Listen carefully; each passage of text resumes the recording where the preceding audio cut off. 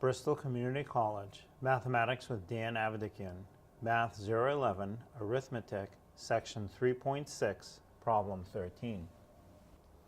This is Section 3.6, Problem 13. It says write the number as a decimal, and we have 13 over 20. So, as with all of these, if you can use a calculator, just do the numerator divided by the denominator equals, and you get your answer right away.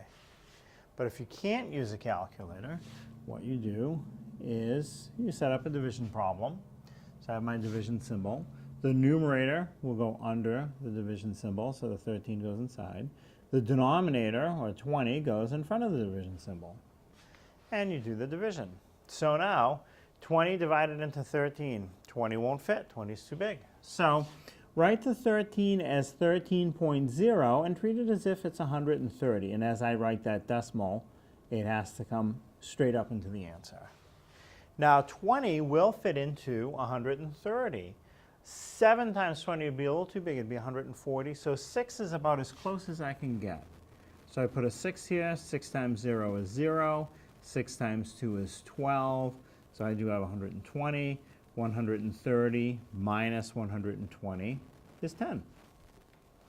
So now, it did not go in evenly. That's okay. I can add another 0 on the end and pull it down next to the 10.